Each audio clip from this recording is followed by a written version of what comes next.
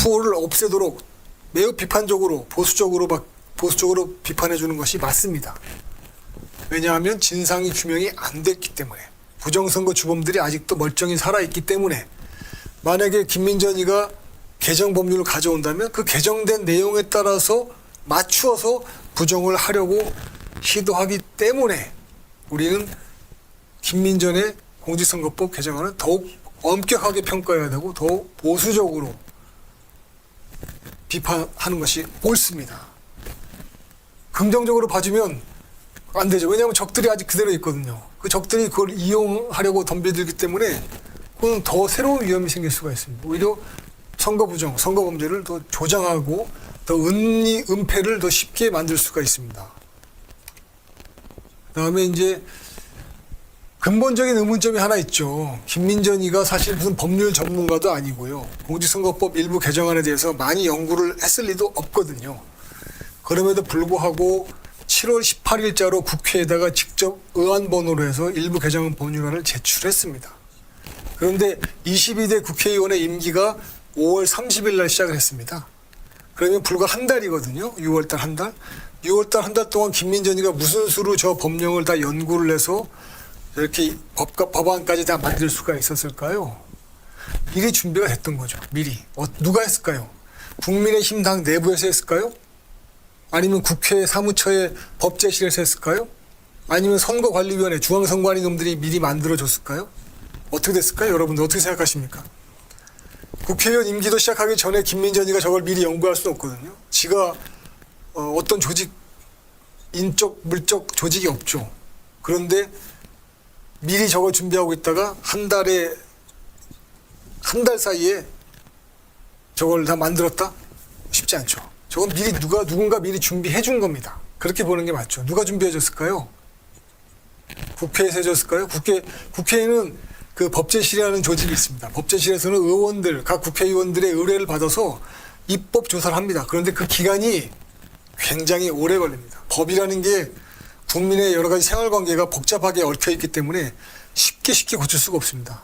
한 문장을 고치더라도 복잡한 절차가 필요하거든요. 그런데 지금 여러 가지를 많이 바꾸겠다는 뜻인데 저것을 김민전이가 자기 머리에서 단독으로 짧은 시간에 했다? 그렇게 볼 수는 없죠. 그렇다면은 우리가 김민전이가 가져온 공직선거법 일부 개정안의 본질이 과연 무엇인지 다시 한번 의문을 가져볼 필요가 있습니다. 그것을 말씀을 드립니다. 그래서 마지막 질문은 입법조사, 법률안 기초는 과연 누가 만들었느냐? 민전이 네가 했느냐? 아니면 국회 법제실에서 해줬느냐?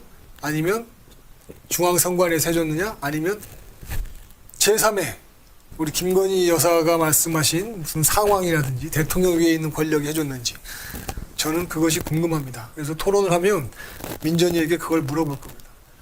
국회 사무처 법제실을 이용하기는 쉽지는 않았을 겁니다. 왜냐하면 임기가 바로 5월 30일에 시작했는데 6월 1일 날 의뢰했다 하더라도 그 결과가 저렇게 법조문까지 쫙 해서 신구 대조표까지 해서 김민전 손에 들어가서 7월 18일 날 제출된다. 이거는 일정상으로 좀 무리가 있거든요.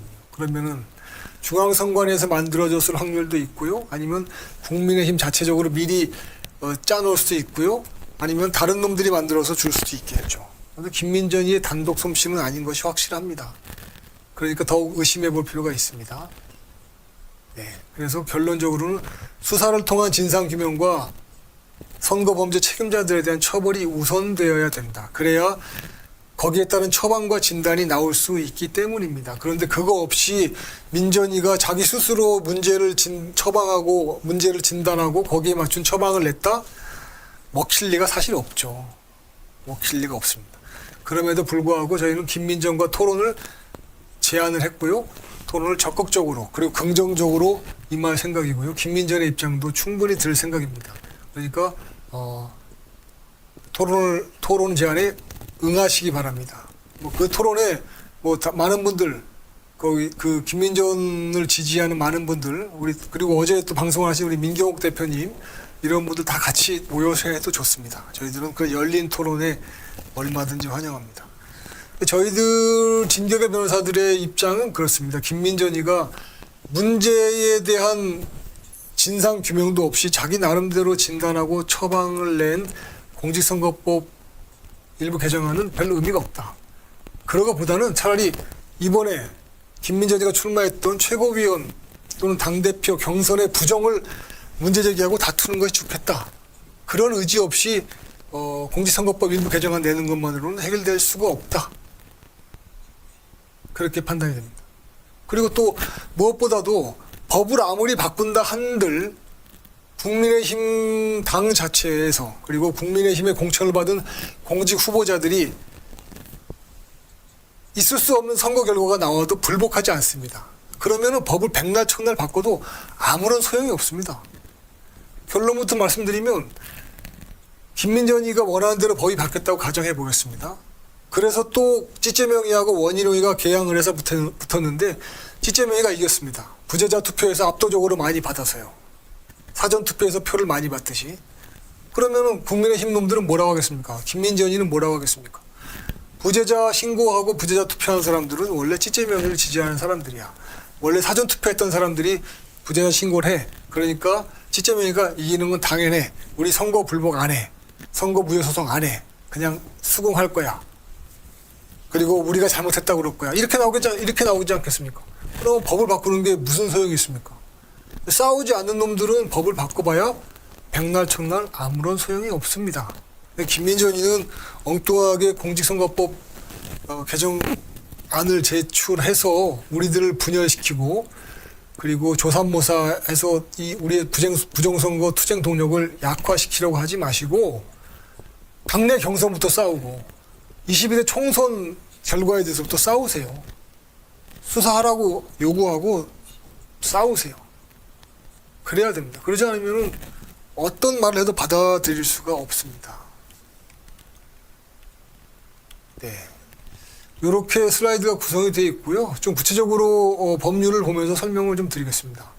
김민전과의 토론을 위해서 먼저 검토해야 될 자료가 몇 가지가 있는데요. 여러분들도 한번 다 같이 검토를 해주시기 바랍니다. 제가 보면서 말씀드릴게요. 맨 처음에 봐야 될 자료는요. 현행 제도가 어떻게 되어 있느냐가 제일 중요합니다. 그러면 현행 공직선거법을 먼저 보셔야 됩니다. 그러기 위해서는 법제처에서 만든 국가법령정보센터에 들어가시고요. 여기서 공직선거법이라고 입력하십시오. 그러면 공직선거법 규정이 다 뜹니다. 이걸 컴퓨터에서 보시기가 힘드시죠? 그러면은 어떻게 하시냐면 여기 어디 갔죠? 이거 다운받는 방법이 있습니다. 잠깐만, 이게 제가 화면을 크게 했더니 안 보이는데 잠깐만요. 다시 줄여서 한번 보겠습니다. 예, 여기 보시면 공직선거법 우측 요쪽입니다. 우측 제가 지금 이쪽에 바로 옆에 거기 보면 저장하는 버튼이 있습니다. 디스켓 버튼이 있어요. 이걸 누르시면 법령 전체를 다 저장받을 수 있고요. 선택하는 조문만 저장받으실 수 있습니다. 그래서 이번 같은 경우에는 사전 선거가 중요하니까요. 검색어에다가 사전 투표 이렇게 친 다음에 관련 조문이 뜨면 그 조문들만 골라서 발췌해서 이렇게 딱딱딱 집어서 이렇게 딱딱 집어가지고요. 여기다가 PDF 파일로 저장을 딱 누르면 이 저장이 뜹니다. 이렇게 하면 이렇게 쫙, 아이고 지금 안 보이시죠? 잠깐만요. 네, 이 화면이 뜹니다. 그걸 저장해서 프린트해서 보셔도 되고요. 보시면 됩니다. 그래서 첫 번째 보셔야 될 자료는 현행 공직선거법입니다. 그 중에서 사전투표 관련 법률, 부재자 투표 관련 법률, 그다음에 해당 조문들을 좀 보시면 됩니다. 두 번째 필요한 자료가 뭐냐? 김민전이가 바꾸고자 하는 법안 내용을 알아야 되죠. 그거는 네이버에 가서 대한민국 국회를 치십시오. 국회를 가셔서 의안 정보에 따라서 제출된 정보를 검색하셔도 되고요. 김민전을 찾아 들어가서 김민전에서 대표 발의 법률을 찾아도 됩니다. 검색할 수 있는 루트는 여러 가지가 있습니다. 일단은 김민전이를 찾아 들어갑니다. 김민전에 들어가서 의원 홈페이지를 클릭하시면 김민전이가 대표 발의한 법안이 나옵니다. 거기에 보시면 공직선거법 일부 개정 법률안이 딱 뜹니다. 이걸 클릭하시면 한글 파일과 PDF 파일로 의안 논문이 다 있고요. 제안자들 목록까지 다 나와 있습니다. 그러면 여기서 한글 파일로 다운 받으신 다음에 이것을 역시 또 저장하셔서 해당 부분도 열어보시면 됩니다. 두 가지 자료가 확보됐습니다. 현행 공직선거법, 그 다음에 우리 민전 씨가 바꾸고자 하는 공직선거법 개정 법률안의 제안 이유, 그 다음에 바뀐 조문들, 신구 조문 비교표가 딱 그렇게 세 가지를 원래 내도록 되어 있습니다. 국회법상. 그렇게 만든 거를 받아보실 수가 있습니다. 그 다음에 우리는 하나 더 필요합니다. 뭐냐? 김민전이가, 우리 민전 씨가 부재자 투표를 도입한다고 말했기 때문에 부재자 투표가 존재했던 마지막 법률도 봐야 됩니다. 그래서 과연 마지막으로 존재했던 부재자 투표와 김민전이가 제출하는 부재자 투표 간에는 어떤 차이가 있는지까지 비교가 돼야 토론의 준비가 다 끝나는 겁니다. 그러면 김민전이가 어떤 소리를 해도 어떤 반론을 해도 우리가 다 대응할 수가 있죠. 그거는 어떻게 찾느냐? 아까 법제처로 가시면 되고요. 법제처로 가셔서 공직선거법 중에서 연역법령이라고 딱 있습니다. 연역법령. 연역이라고 있습니다. 연역을 딱 치시면 쭉 나오는데요. 지금 현행 사전투표제도가 2014년도에 도입됐습니다. 그러니까 2014년 이전의 법령을 보시면 되죠. 여기 보시면 2013년도 법령이 있습니다. 그거를 딱 클릭하시면 해당 법령이 뜹니다. 그 연역 법령이 뜨거든요. 요거를 다운받아서 보시면 됩니다. 자, 그러면 여태까지 잘 팔로우를 해 오셨으면 우리는 지금 세 가지 자료가 생겼습니다.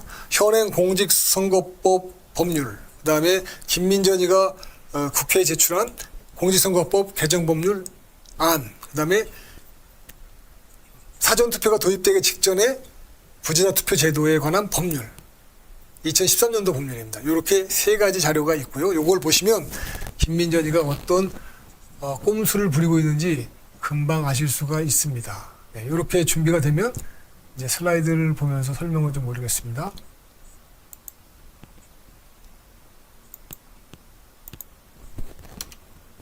자, 김민전은 무엇을 팔려고 하느냐? 김민전의 마케팅 포인트입니다. 김민전의 마케팅 포인트는 당연히 김민전이가 갖고 온 의안을 먼저 보셔야 되겠죠. 그게 어디 있냐면요. 대부분의 병원들이 다 문을 닫았어요. 전쟁 때문에. 현지에서 사실 유일하게 국경 없는 의사회 병원이 지원하는 병원만 운영이 된다고 보면 돼요. 대부분의 기부금을 민간 후원으로 받고 있기 때문에 어떤 거를 결정함에 있어서 뭐 경제적인 제약이나 정치적인 제약이 전혀 있지가 않아요. 하루에 의미 없이 사용하는 소비들이 있잖아요. 택시를 타거나 충동구매로 쓰는 10,000원, 20,000원 그 정도 값만 아껴가지고 기부를 해주셔도 500원짜리 항생제가 없어가지고 죽어가는 아이들 20명을 살리고 30명을 살릴 수 있는 가치가 그 안에 들어있는 거거든요. 살면서 다른 사람의 인생을 도울 수 있다는 게 너무 멋있는 일이라고 생각을 해요. 그 능력이 저한테 있다는 사실이 되게 놀랍고 감사해요. 그래서 그런 가치들을 함께 나눠주셨으면 좋겠어요. 그게 어디 있냐면요. 네, 요겁니다. 네, 지금 화면에 좀 떴고요. 제가 글씨를 좀 크게 키워놨으니까 한번 보시면 됩니다. 네, 공직선거법 일부 개정 법률안 의안이라고 하죠. 의안 번호 1955 발의 연월일 2024년 7월 18일 발의자 김민전, 강선영, 백종현 외 그리고 김민전 의원 대표 발의라고 되어 있습니다. 그 다음에 제안 이유가 나옵니다. 제안 이유가 쭉 나오고요. 주요 내용이 나옵니다. 이것도 다 국회법의 양식이 있습니다. 주요 내용이 바로 김민전이 우리에게 팔고자 하는 마케팅 포인트죠. 저 법률을 좋은 법률이니까 팔아주시오. 나를 지지해 주시오라고 하는 내용이죠. 첫째, 부재자 투표를 도입한다는 것이 첫 번째입니다. 이거는 아까 말씀드린 것처럼 2013년도에 있다가 사라진 제도인데요. 그것을 다시 부활한다는 취지인데 좀 많이 다릅니다. 많이 다릅니다. 왜 다르냐? 사전투표, 현행의 사전투표를 택을 바꾼다고 하죠. 그냥 네임, 이름표를 바꾸는 겁니다. 부재자 투표로 이름표를 바꾸기 때문에 옛날의 부재자 투표와는 조금 차이가 있습니다.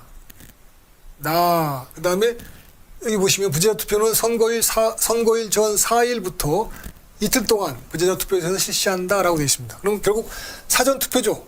사전 당일 이렇게 나눴을 때 부재자 투표는 사전 투표에 속합니다. 미리 하는 거기 때문에요. 결국 부재자 투표를 선거일 전 4일부터 이틀간에 한다라고 되어 있으니까 제가 지난번에 계산을 잘못했습니다. 보통 수요일 날로 선거일이 잡지 않습니까? 그럼 4일 전이니까 화, 월, 일, 토. 그러니까 다음에 선거가 있으면 부재자 투표는 토요일, 일요일에 걸칠 가능성이 크죠. 지금은 현행 법률은 5일 전에 이틀입니다. 그래서 금토에 걸리거든요. 그런데 부재자 투표 기간을 4일 전 이틀로 규정했기 때문에 토일에 걸릴 가능성이 토일에 걸리겠죠. 그렇게 한다는 거죠.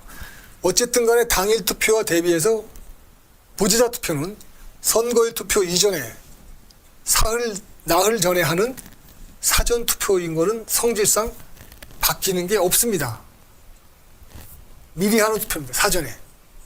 다만 5일 전에 하니까 좀 찝찝했던지 그걸 4일로 줄였죠. 하루 줄여서 아마 토일로 할 걸로 생각이 됩니다. 그러나 적들도 부정선거의 요령과 솜씨가 노하우가 늘었기 때문에 5일을 4일로 바꾼다고 해서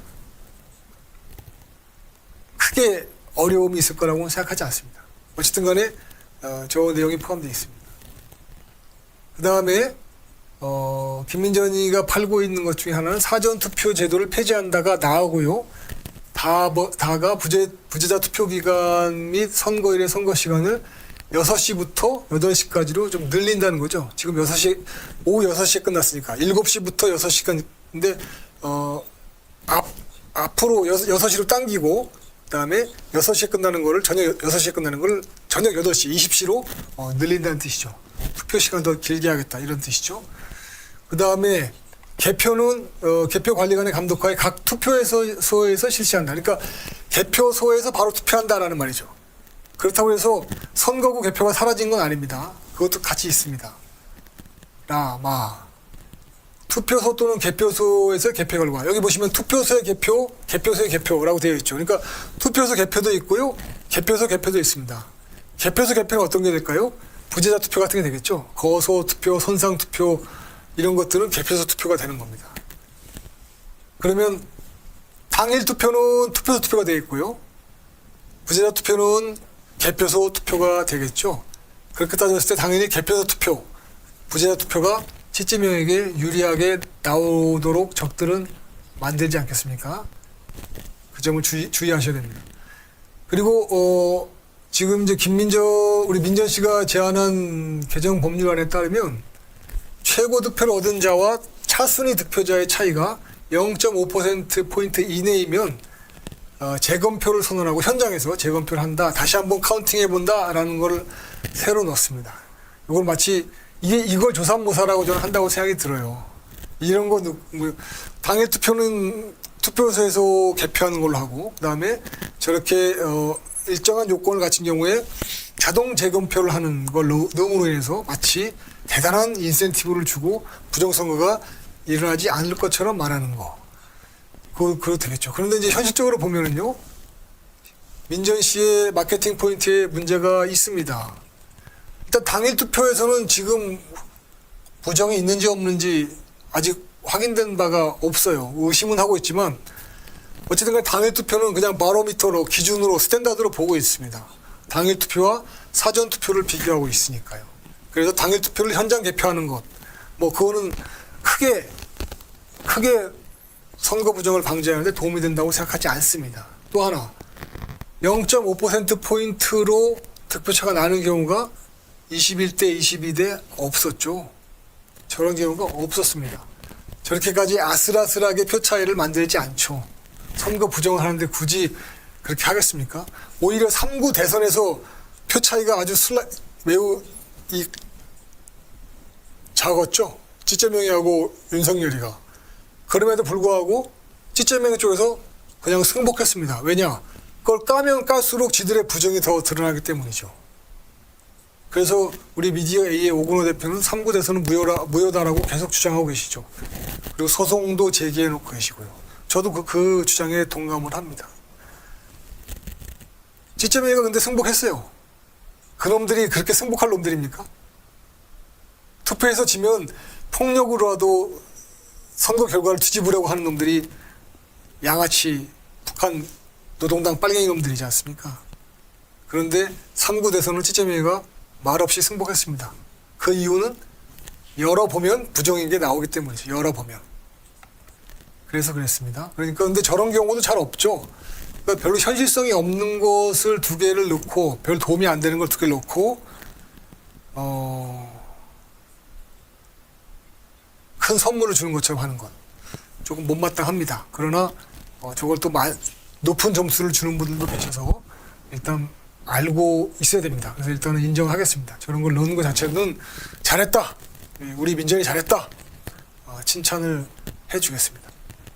자, 그러면 우리 민전 씨의 마케팅 포인트를 봤으니까요. 다음에 비판할 거 좀 보겠습니다.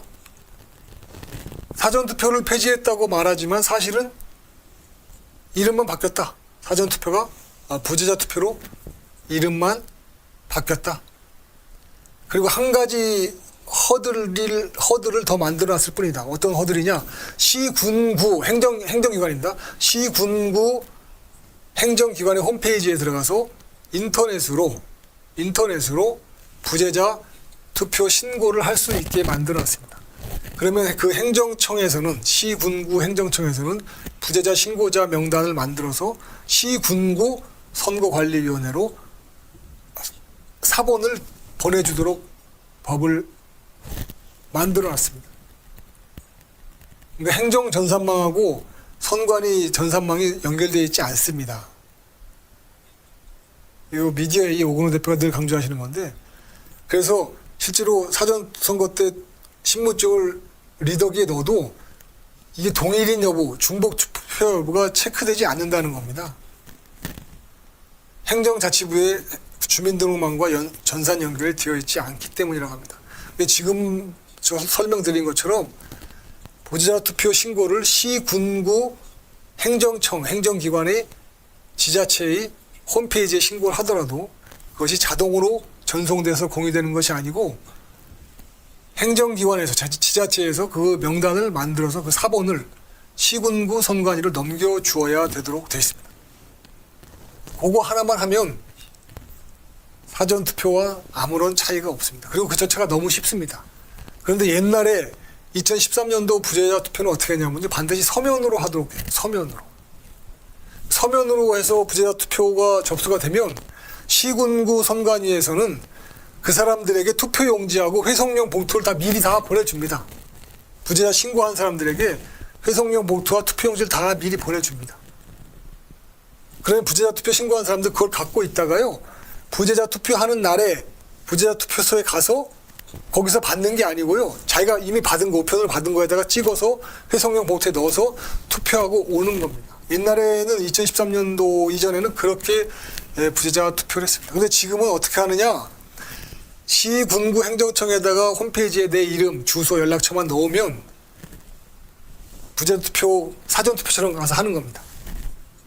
관내에서도 할 수 있습니다. 관외에서도 할 수 있습니다. 이것이 사전투표가 폐지된 거라고 할 수 있습니까? 없죠. 없습니다. 부재자 투표를 하는 사람의 인원수가 얼마든지 증가시킬 수가 있고요. 이중투표 방지책도 없습니다.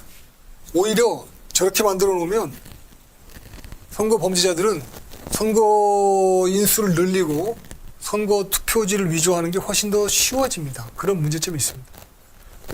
저희가 김민전이하고 토론하게 되면 저 문제를 아주 쿨하게 얘기를 해주겠습니다. 그 방지책을 내놔라. 그 방지책이 뭐냐라고 물어볼 겁니다. 얘기를 해야 됩니다. 우리는 아까 저희가 보고 드린 것처럼 공직선거법 개정 법률안에 대해서 매우 엄격하게 우리는 볼 수밖에 없습니다. 매우 보수적으로밖에 평가할 수 없습니다. 왜냐? 현재 이루어진 선거 범죄에 대한 진상규명이 이루어지지 않았습니다. 그리고 책임자 처벌도 이루어지지 않았습니다. 적들이 어떤 구체적인 디테일 방법과 수단으로 선거 부정을 하는지 아직 파악되지 않았습니다. 그럼에도 불구하고 공직선거법을 개정하겠다고 하고 있기 때문에 매우 조심해야 됩니다. 개정된 법률 자체가 범죄자들에 의해서, 선거 범죄자들에 의해서 더 악용될 여지가 많기 때문입니다. 다시 한번 말씀드립니다. 우리 민전 씨가 갖고 온 부재자 투표는 옛날 2013년도 부재자 투표와는 완전히 다릅니다. 옛날에는 부재자 투표는 서면 신고만 받았습니다. 근데 지금은 시군구 지자체의 인터넷 홈페이지에 전산 신고로만 가능합니다. 다른 사람이 했는지 어쩐지 알 수가 없습니다. 유령인지 아닌지도 알 수가 없습니다. 그렇게 누구나 얼마든지 조작해낼 수가 있죠. 조작하지 않는다? 그렇게 그건 매우 낭만적인 생각이죠. 순진한 생각입니다. 옛날에는 서면으로 신고받았고요. 서면으로 신고받으면 투표용지와 회성용 봉투가 직접 발송됐습니다. 부재자 신고자들에게. 그래서 그 사람들은 그걸 갖고 부재자 투표 당일날 거기에 자기가 이미 갖고 있는 투표용지에 기표하고 회성용 봉투에 집어넣어서 투표함에 넣고 나왔습니다. 그러나 지금은 인터넷으로 이름만 쳐놓으면 부재자 투표소, 사전 투표소가 이름이 바뀐 거죠. 4일 전에 토요일, 일요일 실시하는 부재자 투표소에 가서, 사전 투표소와 똑같습니다. 가서 저 부재자 투표 신고했는데요 라고 하고 거기서 투표용지를 또 발급해 주겠죠. 그럼 발급받아서 찍고요. 관내에 사는 사람은 회성용 봉투를 받지 않고 안 주고요. 관외에 사는 사람만 회성용 봉투를 받아서 회성용 봉투에 넣어서 투표합니다. 관내에 사는 사람은 그냥 투표하고. 현행의 사전 투표와 다를 것이 아무것도 없습니다. 김민전 씨는 이걸 설명해야 됩니다. 이것을 그대로 했을 때의 리스크를 설명을 해야 됩니다. 이런 상태라면 더불어빨갱이당에서 굳이 이걸 반대할 필요도 없습니다. 제 생각 한번 보시죠. 어떻게 통과되냐 보시죠. 저런 입법안 자체가 나온다는 것 자체가 벌써 더불어빨갱이당의 찌째명이라는 놈이 별 저항이 없을 것이다. 이렇게 예상이 될 수 있습니다. 그다음에 아까 말씀드린 것처럼 제가 부재자 신고를 해놓기만 하면 나 선거 당일날은 여행 가고 싶어. 그러니까 미리 주말에 투표할래. 부재자 신고 해놓고 내가 사는 지역에 우리 동네에 부재자 투표소에 가서 미리 투표하고 투표용지 받아서 투표하고 바로 집어넣고 놀러 가면 끝이죠. 관내 사전 투표, 관내 부재자 투표가 되는 겁니다. 관내에 부재자가 있다는 게 말이 안 되죠, 사실은요. 그 자체가 논리 모순이죠. 앞뒤가 안 맞죠. 부재자라는 거는 해당 관내에 없다는 뜻이지 않습니까? 그런데 관내 부재자 투표가 존재한다는 것 자체가 민전 씨가 말하는 부재자 투표는 사전선거와 같다라는 것을 의미합니다. 이것에 대한 설명이 있어야 되고요. 이거는 전혀 얘기하고 있지 않습니다. 이 위험성에 대한 대비책이 있어야 되는 겁니다. 민전 씨는 이 문제를 설명하기 바랍니다. 관내 부재자, 이 자체가 논리 모순입니다. 저런 거를 부재자 투표, 사전 투표를 폐지했다? 그리고 부재자 투표를 도입했다? 있을 수 없는 일입니다. 자, 그 다음에 아까 말씀드렸지만 시군구 지자체 홈페이지에서 등록만 하면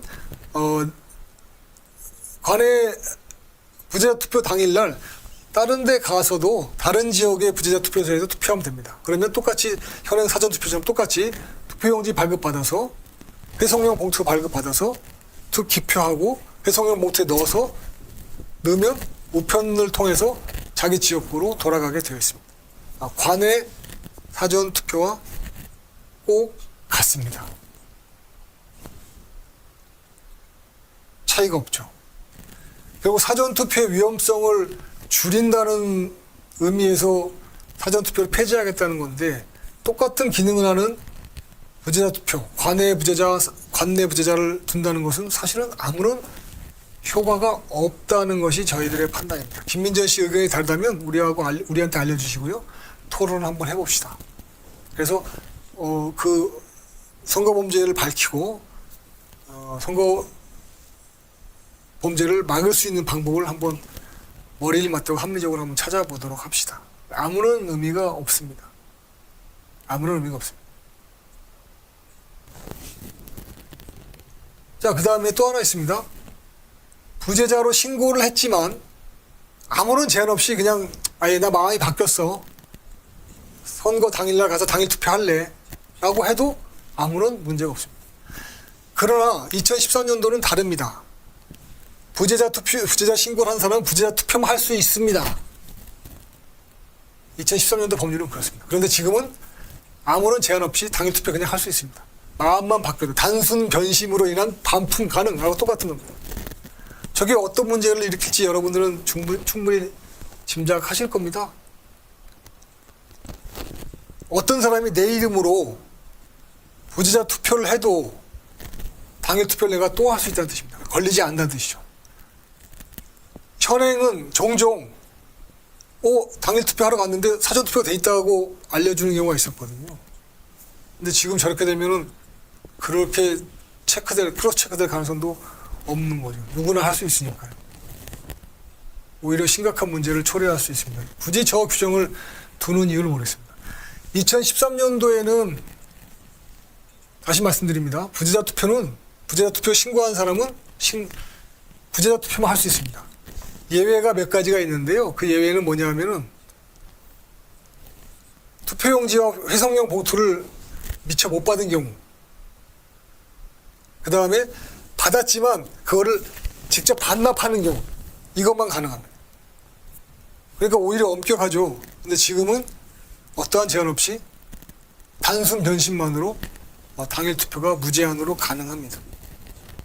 적들이 선거 범죄자들이 저걸 이용해 먹으려고 한다면 얼마나 좋은 먹잇감이 되겠습니까? 저런 거를 두는 거는 옳지 않죠. 지금 사실 어제 이제 민경욱 대표가 하는 방송을 제가 일부 모니터를 좀 했는데 부재자 투표의 필요성을 강조하더라고요. 그다음에 이제 특히 군인들에 대한 이야기를 많이 하던데 다 동감하고 동의합니다. 그런데 군인들은 현재 어떻게 하고 있냐면 현행 법령하에서는 군인들은 사전 투표를 합니다. 군부대에서 투표할 사람들을 모아서 사전 투표에 가서 금요일날 또는 토요일날 외출을 통해서 투표를 시키고 있습니다. 그럼 옛날에 어떻게 했느냐? 옛날에는 부재자 투표 또는 거소 투표를 통해서 해결했습니다. 군인들이 그렇게 걱정이 된다면 지금도 거소 투표를 통해서 해결할 수가 있습니다.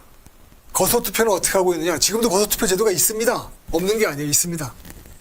교도소에 계시는 분들, 어떤 수용시설에 계시는 분들, 그 다음에 어디 멀리 격오지에서 근무하고 있는 경찰관들 또는 전방 격오지에 있는 군인들을 위해서 거소투표가 지금도 있습니다.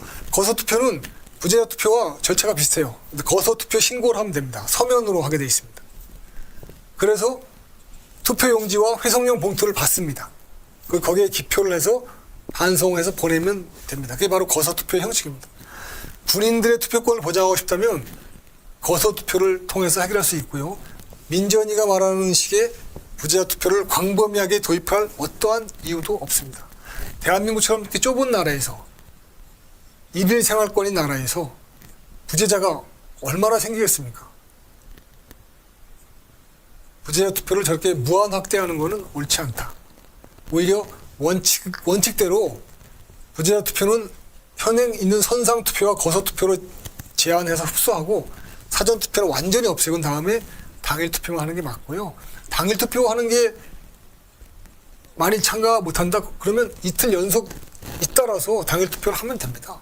그리고 김민전이가 말한 것처럼 바로 개표하면 되죠. 그다음에 또 하나 중요한 점이 있는데요. 국민들이 투표를 할 때 모집단이 워낙 크지 않습니까? 국회의원 선거만 해도 10만이 넘는 거대 집단이거든요. 거기서 보통 30%만 해도 5만, 6만씩 합니다. 그러면 이미 모집단의 평균과 같게 나오게 되어 있습니다.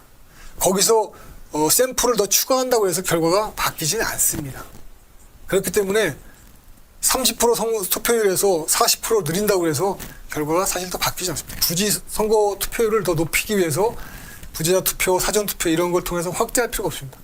확대해 줌으로 인해서 오히려 거기에 백도어가 생기는 거죠. 선거 부정에. 그 지금도 사전투표는 찌쩌매가 이긴다 이런 헛소리가 나오는 거 아닙니까? 민전이 말대로 부재자 투표를 만들면 찌쩌매는 부재자에서 이긴다 이런 헛소리가 또 나오게 됩니다. 뭐 그렇게 나오면은 민전이나 뚜껑이나 싸우지 않을 텐데요. 그 말 맞다. 찌쩌매가 부재자에서 이기는 건 뭐 그럴 수 있다. 사전투표에서 이겼으니 부재자에서 이기는 거는 당연한 거 아니냐. 부정선거는 음모다. 이런 개소리를 할 가능성이 매우 크죠. 그럴 때 김민전이가 입 열고 싸울 것 같으냐? 저는 그렇게 생각하지 않습니다.